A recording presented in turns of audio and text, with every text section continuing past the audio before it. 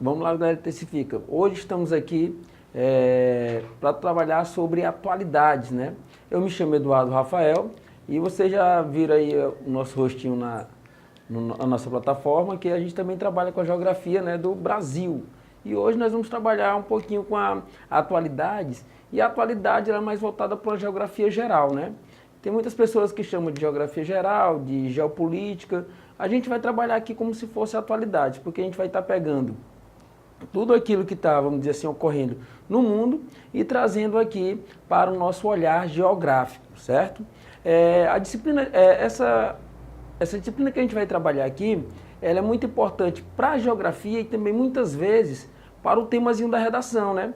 Porque a gente pode observar que, na verdade, a maioria dos temas da redação do Enem, ela é cobrada alguma coisa que está mais atual, aquilo que está sendo trabalhado na atualidade.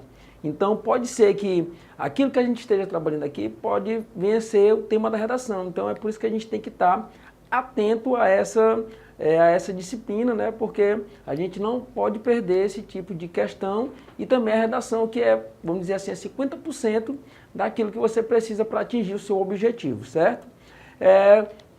Quando a gente for trabalhar essa questão das atualidades, a gente vai tentar resgatar um pouco, né, daquilo que a gente está vivendo agora. Então é necessário que você tenha alguma leitura.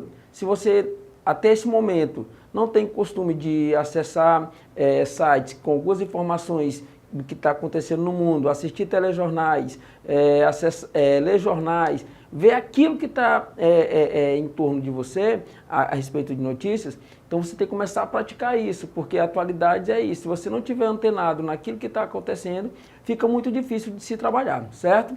Então nós vamos começar falando de algo que ele de um conteúdo que ele sempre é cobrado no Enem. Isso aí é certo. A gente sempre vai ter lá uma ou duas questões que vai estar trabalhando com essa temática, né? E são questões que a gente não pode perder, como eu já falei. Uma, duas questões lá no final faz toda a diferença no seu resultado, certo? Então nós vamos começar trabalhando sobre globalização, né? A globalização, todo mundo tem, vamos dizer assim, um conceito sobre globalização. Todo mundo já viveu ou vive a globalização. Na verdade, nós vivemos num mundo globalizado, né? Mas só que a globalização ela não é assim tão recente. Aí, Eduardo, não é assim tão recente, como assim? Assim, nós temos alguns conceitos, temos alguns teóricos que defendem, né, que a globalização ela vai se iniciar lá, com as grandes navegações. Por que, Eduardo, que alguns teóricos trabalham com esse conceito de que a globalização vai se iniciar nas grandes navegações? Muito simples, porque na época das grandes navegações havia uma troca de mercadorias. Então, essa troca de mercadoria, ela não era feita naquele mesmo local. Vamos dizer assim, eram áreas distantes, que eram percorridas, chegava-se lá nessa área e, vamos dizer assim, havia uma troca de mercadoria, mas não tão intensa como se existe hoje. Era uma relação, vamos dizer assim, exploratória, né, no caso. Então, por isso que muitos teóricos não defendem vamos dizer assim, essa teoria, né, que que a globalização se inicia lá nas grandes navegações. Porque nas grandes navegações a gente vai ter, vamos dizer assim, um poder mais exploratório do que propriamente dita a troca de mercadoria. Vai haver, mas de uma forma, vamos dizer assim, não tão justa, né? Mas existe também, a gente não pode deixar de falar, que para alguns teóricos a globalização vai se iniciar com as grandes navegações. E aqui a gente, para facilitar um pouco mais esse entendimento de quando surgiu a globalização e esse avanço da globalização, a gente vai dividir aqui em 4 fases. Na primeira fase, a gente vai ter uma fase do século XV, a Revolução Industrial. A Revolução Industrial, ela vai proporcionar, ou seja, ela vai dar um boom nesse efeito da globalização. Por quê? Porque aqui a gente vai ter um excedente de mercadoria, um excedente de produção. Então, vamos dizer assim, aquele país que produzia, vamos supor, este pincel, não vai ficar ali só para o seu consumo, ele vai ter que procurar, vamos dizer assim, expandir essa mercadoria, colocar essa mercadoria a venda, né? Vamos dizer assim, aquela área ali, ela já não consegue absorver tanta produção que tem lá, porque com a Revolução Industrial, o que vai ocorrer? A utilização das máquinas vai intensificar, né? No caso, vai intensificar a produção. Então, ou seja, vai ali existir um excedente de produção, onde aquela região ela não vai conseguir consumir tudo aquilo ali. Então, já começa-se, vamos dizer assim, um pontapé inicial para esse mundo globalizado, certo? Aqui, na segunda fase, a gente vai pegar da Revolução Industrial até a Segunda Guerra Mundial. Ah, Eduardo, mas como é que isso aí vai surgir? Pronto, quando chega lá na Segunda Guerra Mundial, nem todos os países também vão ter, né, vamos dizer assim, vão ter a questão do próprio armamento, né? Então, alguns países vão se aliar e vai haver essa troca, né? Trocas de informações que vai ocorrer durante essa Segunda Guerra Mundial e vai fortalecer ainda mais, vamos dizer assim, esses laços entre alguns países, vamos dizer assim, a questão dos aliados, né? Que vão estar mais próximos um do outro. E a globalização, ela vai surgir para isso, para aproximar, né? Mas não se engane, né? Que essa aproximação, ela não vai ser uma aproximação assim afetiva, uma aproximação igualitária. Ela vai ter sempre as suas desigualdades. Mais à frente a gente vai estar entendendo isso, certo? E aí a gente vai ter, aqui na sua terceira fase, da Segunda Guerra Mundial até 1989, que é com a Guerra Fria. E aqui há vamos dizer assim, há um fato bastante simbólico que é a queda do Muro de Berlim, né? E aqui a gente vivia, ó, entre vamos dizer assim, aquele conflito, né? Aquela briga, né? Aquela competição entre o capitalismo e o socialismo. Aqui ainda havia, vamos dizer assim, esse confronto. E isso aqui vai fazer com que a próxima fase seja determinante e, vamos dizer assim, vai fortalecer ou vai, vamos dizer assim, dar base e vai expandir a globalização, né? Porque aqui, ó, logo em seguida, esse episódio aqui da terceira fase da globalização, vamos dizer assim, nesse início de implantação dela, a gente vai ter a nova ordem mundial, que é a quarta fase, que é a que nós vivemos atualmente, né? E essa quarta fase, ela não vai estar mais ligada a esse confronto entre o capitalismo e o socialismo. O capitalismo vai sair daqui vitorioso. O capitalismo é que vai, vamos dizer assim, a partir de agora, tomar de conta dessa nova ordem mundial. O socialismo ele vai perder bastante espaço. E o capitalismo, por que o capitalismo vai ser tão importante nesse mundo globalizado? Porque o capitalismo é que vai, vamos dizer assim, financiar, ou seja, ele vai dar o aporte, ele vai dar a base para que a globalização ocorra, né? Mas, Eduardo, quer dizer que se não existisse, se o capitalismo não fosse nosso modo de vida, será que a globalização existiria? Ela poderia até existir, mas não com tanta força que ela tem. Então, vamos dizer assim, foi uma união, um casamento, vamos dizer assim, que se tornou quase perfeito. Porque aqui, o capitalismo, o que ele te faz? Ele te impõe a você consumir cada vez mais. E é isso que a globalização também vai incentivar. Então, se a gente for pegar assim, fazer uma análise, o capitalismo ele vai ser uma das bases para esse mundo globalizado. Mas é claro que a globalização ela vem aos poucos, como a gente pode ver, se ela veio das grandes navegações até agora, ocupando seu espaço, o capitalismo só veio para fortalecer ainda mais a globalização. E não, vamos dizer assim, uma dependência do capitalismo para a globalização existir. Isso não, aqui ela não vai ser tão preponderante, mas ela vai dar aporte para que a globalização ocorra de forma mais intensa, ou seja, de forma mais efetiva, certo? Então vamos lá. A globalização, quando a gente fala assim de modo geral, ela pode ser classificada, né, ou tem alguns conceitos, um conceito mais simples, é uma integração de mercado. Quando a gente tem esse olhar, né, de visão, de olhar econômico, político, cultural, social, a globalização ela vai estar mais ou menos ligada nisso. E outra coisa, Quando a gente pega assim ao pé da letra, né, globalização, a gente está falando do globo, todo mundo está interligado. Mas, Eduardo, tu tá falando aí que vai ter essa questão do globo estar interligado, né, o mundo está interligado com tudo isso aí. E como é que isso ocorre? Graças à melhoria que vai haver na comunicação e no transporte. Como assim, Eduardo?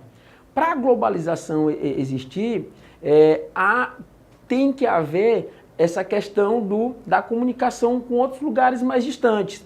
Esse é o diferencial da globalização. E como isso vai ocorrer? Com o avanço tecnológico. O avanço tecnológico, a internet. A internet, vamos dizer assim, ela deu um salto gigante no mundo globalizado.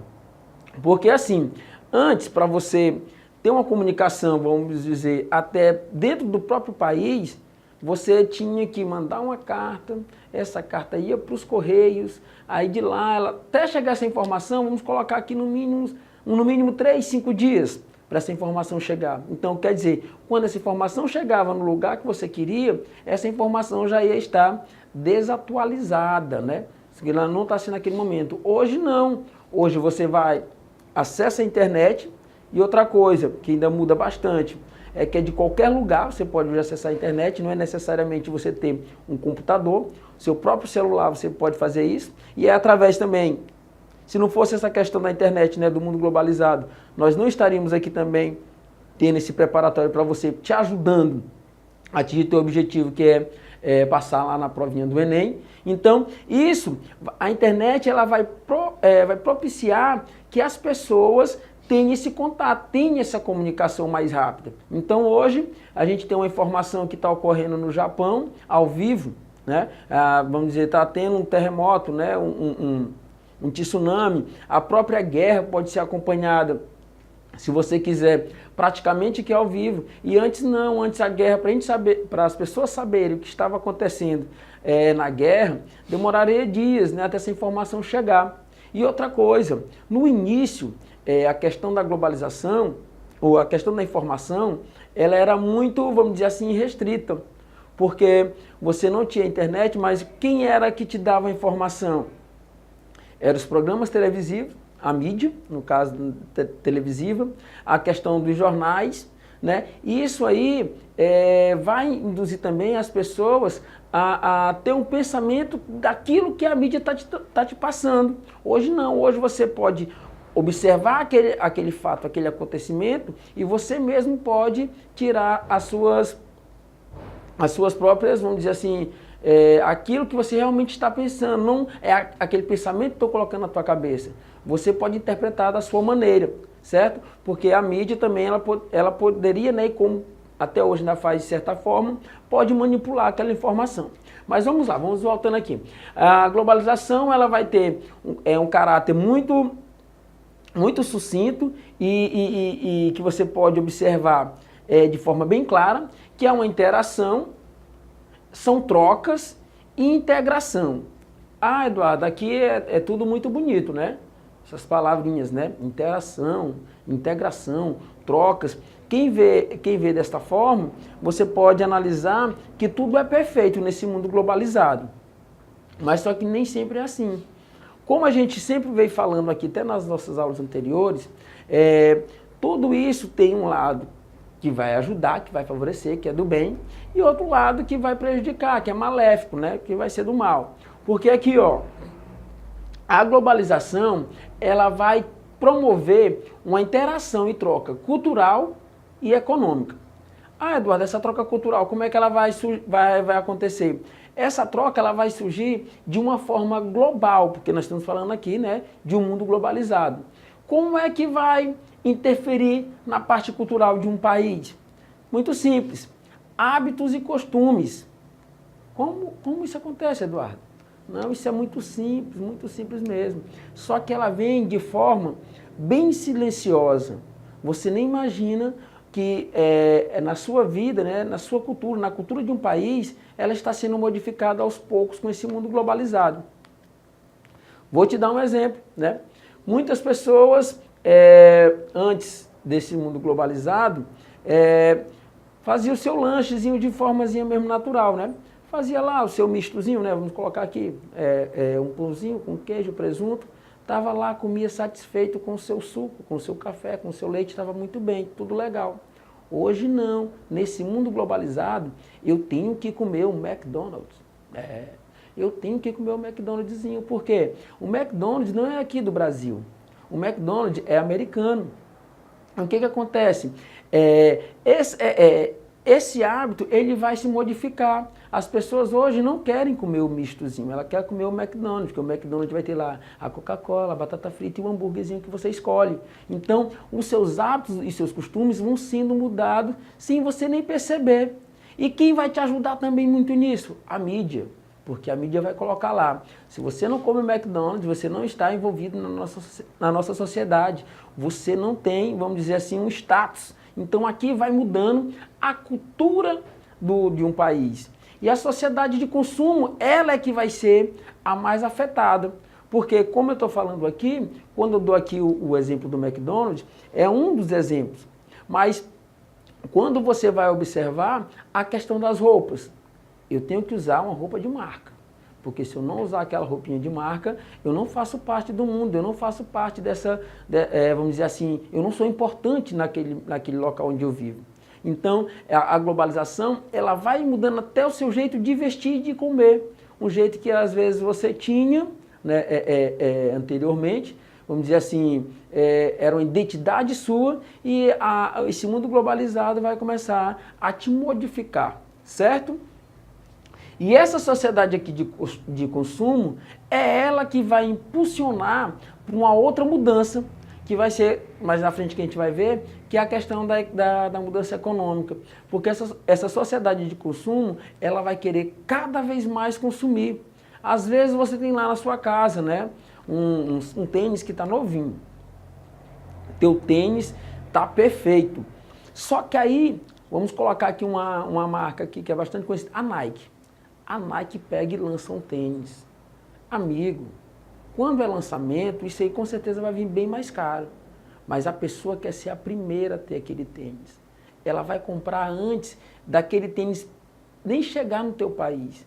Então, essas mudanças que vão modificando, vamos dizer assim, a vida das pessoas, certo? Então, outra coisa, celular, smartphone, né? Para você ter um exemplo mais claro desse o que esse mundo globalizado pode fazer com que as pessoas consumam cada vez mais. Você tem lá o seu smartphone, o seu celular, ele é de 7 megapixels a câmera, beleza? Todas as configurações, tudo tranquilo. Aí vai surgir lá um S, um T8, que vamos dizer que você tem lá o S5, ST5, vamos dar esse exemplo. Aí surge lá o ST8. Sabe qual é a grande diferença do ST8 para o ST5? Só que a câmera tem 9 megapixels. Você nem sabe o que é isso.